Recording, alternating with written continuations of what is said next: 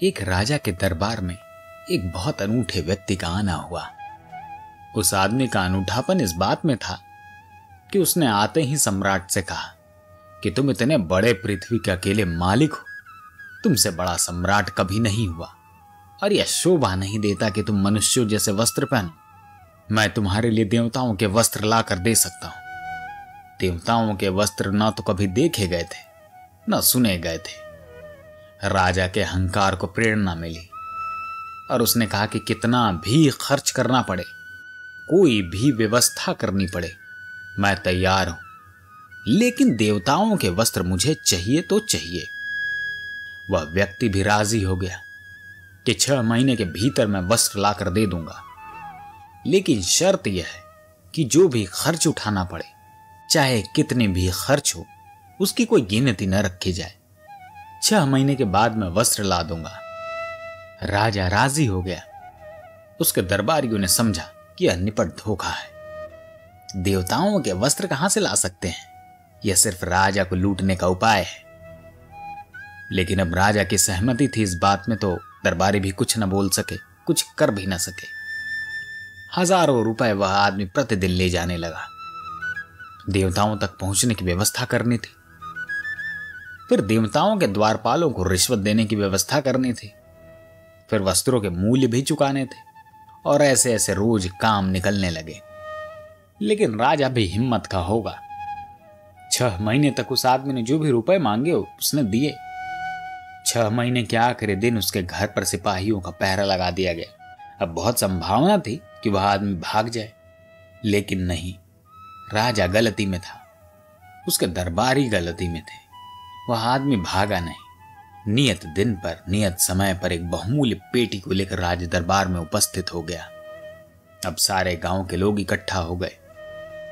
दरबार में भी चहल पहल बढ़ गई थी। हर आदमी उत्सुक था और वस्त्र भी ले आए गए थे। देवताओं के वस्त्र पृथ्वी पर पहली दफा आए थे। उसने जाकर बीच दरबार में अपनी पेटी रख दी। पेटी पर ताला लगा हुआ था। उसने ताला खोला और राजा से कहा कि आप आगे आ जाइए और अपने वस्त्र उतार दीजिए। मैं देवताओं के वस्त्र देता हूं, इन्हें पहन लीजिए। लेकिन एक बात मैं बता दूं, देवताओं ने कहा है कि यह वस्त्र केवल उन्हीं लोगों को दिखाई पड़ेंगे जो अपने ही बाप से पैदा हुए हों। ये वस्त्र सभी को दिखाई नहीं पड़ने वाले। अब यह कोई सामान्य वस्त्र तो है नहीं, तो जो अपनी ही पिता से पैदा हुए हैं उन्हीं को दिखाई पड़ेंगे। उसने वस्त्र निकालने शुरू किए। उसने कोट निकाला उस पेटी से। उसके हाथ तो खाली दिखाई पड़ते थे। सारे दरबार के हर व्यक्ति को खाली दिखाई पड़ रहे थे। राजा को भी खाली दिखाई पड़ रहे थे। लेकिन उसने कहा, यह लीजिए कोट, अपना कोट अलग कर दें और इसे पहन ले। राजा को अपना कोट अलग कर देना पड़ा। हाथ खाली दिखाई पड़ रहे थे। उसमें कोई कोट न दिखाई पड़ता था। लेकिन राजा ने सोचा कि सारे लोग कुछ भी नहीं कह रहे हैं, बल्कि दरबारी जोर से तालियां बजाने लग रहे हैं और कहने लगे कि इतने अद्भुत वस्त्र कभी नहीं देखे गए। प्रत्येक को मालूम पड़ रहा है कि यह वस्त्र नहीं है। लेकिन कौन यह कहलवाए कि वह अपने पिता से पैदा नहीं हुआ है? यह भय, यह फियर जो है भीतर काम करने लगा था।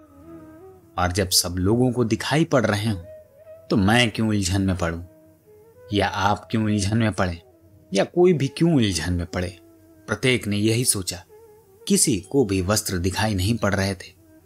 लेकिन उस दरबार में तालियां गूंजने लगी, वस्त्रों की प्रशंसा होने लगी और प्रत्येक व्यक्ति दूसरे पड़ोसी से तेजी से प्रशंसा करने लगा, ताकि यह तय हो जाए कि वह अपने ही पिता का पुत्र है। अब राजा की भी मजबूरी थी। वह भी हंसा।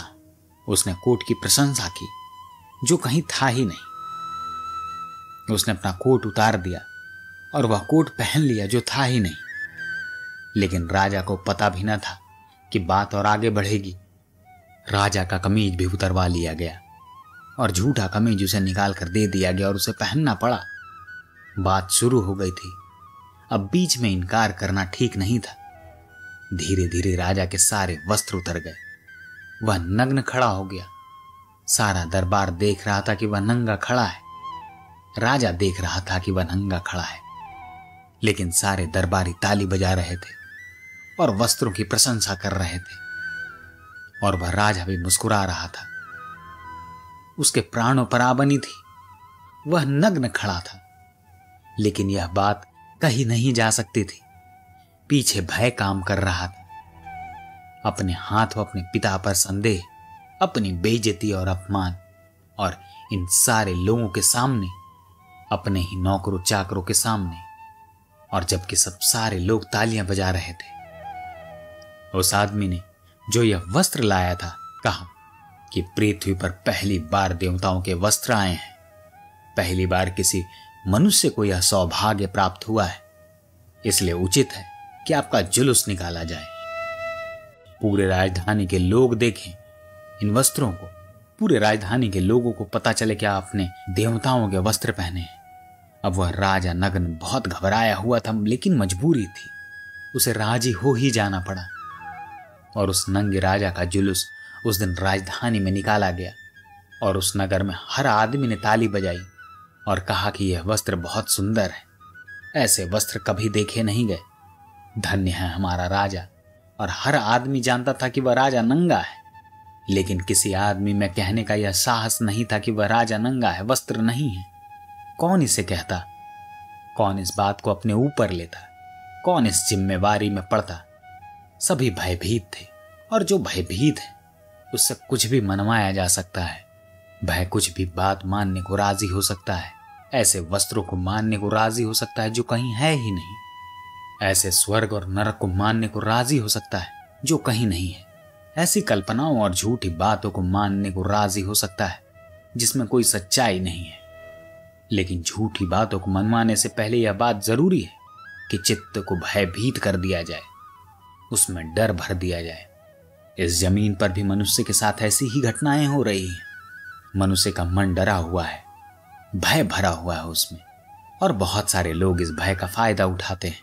कहीं आपको स्वर्ग दिखा दिया जाता है, कहीं नरक में धकेल दिया जाता है, और आप साहस नहीं जुटा पाते इन चीजों के खिलाफ बोलने का। आपकी मजबूरी हो जाती है उन सब चीजों की तारीफ करने की, क्योंकि सभी लोग तारीफ कर रहे हैं। आप इतना साहस तक नहीं जुटा पाते कि आप भीड़ से अलग खड़े हो जाएं। भीड़ बहुत बड़ी कमजोरी बन जाती है। भय और भीड़, और चारों तरफ एक ही बात को कहते हुए लोग, फिर इतना साहस जुटा पाना मुश्किल हो जाता है कि आप अकेले खड़े हो जाएं और यह कह दें कि वस्त्र झूठे हैं और राजा नंगा है। उस राजधानी में कोई इतना साहस नहीं जुटा पाया था। एक छोटे बच्चे ने हिम्मत की थी और अपने पिता से कहा था कि पिताजी, मुझे तो राजा नंगा दिखाई पड़ रहा है। लेकिन उसके पिता ने कहा कि चुप रह, तू ना समझ है, तू कुछ भी नहीं जानता। मैं अनुभव से कहता हूं, मेरी उम्र मैंने ऐसे ही नहीं गुजार दी है। ये बाल धूप में यूं ही नहीं पका है। वस्त्र हैं और बहुत सुंदर हैं, और चुप रह, यह बात मत उठा। तू अभी बच्चा है, तू कुछ भी नहीं जानता। बच्चे कभी कभी सच्ची बातें कहते भी हैं तो बूढ़े उन्हें कहने नहीं देते, क्योंकि बच्चों को पता नहीं है उस भय का जो बूढ़ों को पता है। और बच्चों में अभी वह समझदारी नहीं आई है, वह समझदारी जिसका चालाकी दूसरा नाम है। अगर कहानी अच्छी लगी हो तो चैनल को सब्सक्राइब करना ना भूलें। हम ऐसी ही कहानियां हर रोज लेकर आते हैं। धन्यवाद।